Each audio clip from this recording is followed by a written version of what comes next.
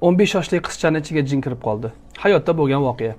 Mana shu 15 yoshli qizchani ahli ilmlardan birining oldiga borib o'qitishga olib borishganda qizni ichidagi jin tilga kirdi va aytdiki, men bundan intiqom olaman, ya'ni o'chimni olaman dedi. Kunlardan bir kuni uni o'sha qizni uyining oldidan o'tib ketayotganimda, shuni uyida dam olgim keldi. Uni uyiga kirib, bir xonada, bir to'shagida yotdim. Bu qiz keldida Bismillahirrohmanirrohimni aytmasdan meni ustimga sakrab yotib oldi. Menga aziyat berdi, menga ozor berdi. Menga aziyat ozor berganligi uchun endi men bundan dedi intiqom olaman, o'chimni olaman dedi.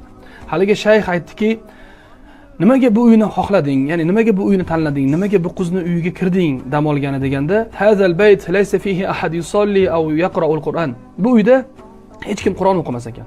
Hech kim namoz o'qimas ekan. Va xossatan hazihi al-fatatu la salata va la Qur'ana va la azkara.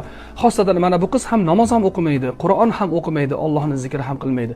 Bunga ozor berish, bunga aziyat berishlik menga oson bo'ldi. Shuning uchun men buni ichiga kirib oldim. Endi bundan o'chimni olaman degan gapni aytdi.